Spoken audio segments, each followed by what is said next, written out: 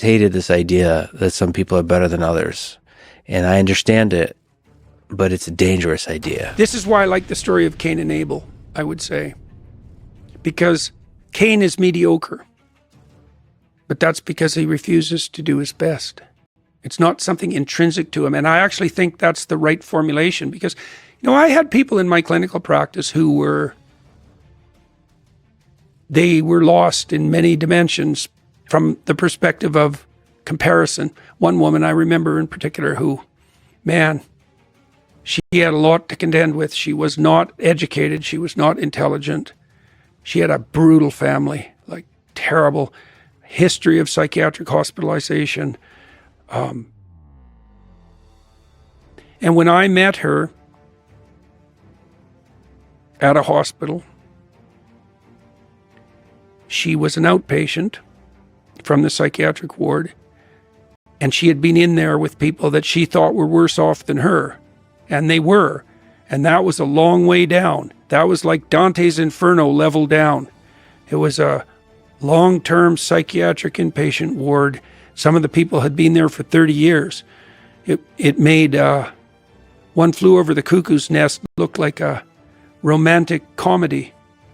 And she had come back to see if she could take some of those people for a walk and was trying to find out how to get permission to do it. And so, better than other people. Some people are more intelligent, some people are more beautiful, some people are more athletic. Maybe it's possible for everyone at all levels of attainment to strive towards the good. And maybe those talents that are given to people unfairly don't privilege them in relationship to their moral conduct. And I think that's true. Like there's no evidence, for example, that there's any correlation whatsoever between intelligence and morality. You're not better because you're smart. And what that also implies is if you're smart, you can be a lot better at being worse.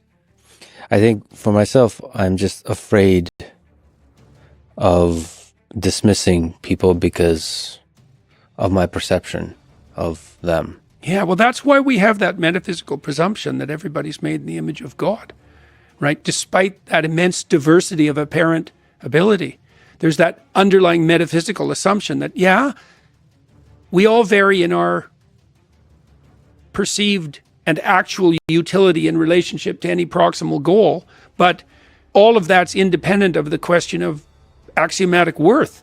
And that, preposterous as that notion appears to be, it seems to me that societies that accept it as a fundamental axiomatic presumption are always the societies that you'd want to live in if you had a choice. And that, to me, is an existence proof for the utility of the presumption. And also, if you treat people like that in your life, every encounter you have, you make the assumption that it's an assumption of it's radical equality of worth despite individual variance in ability, something like that. Man, your interactions go way better. I mean, everyone wants to be treated that way. Look, here's the developmental sequence for you. Naive and trusting. Hurt and cynical.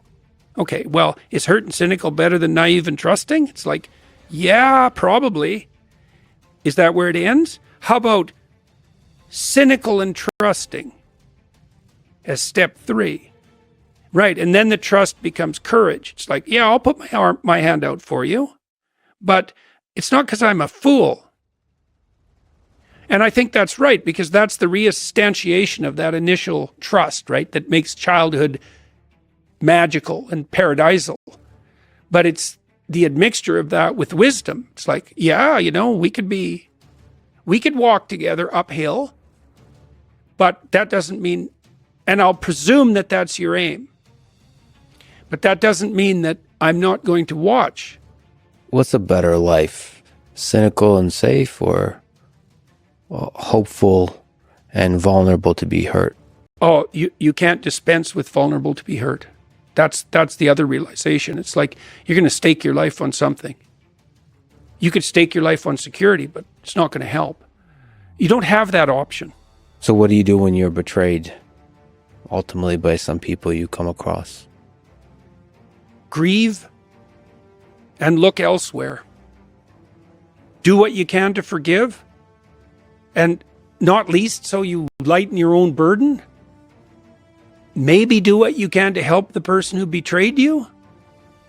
And if that all proves impossible, then wash your hands of it and move on to the next adventure. And do it again. Yeah, yeah.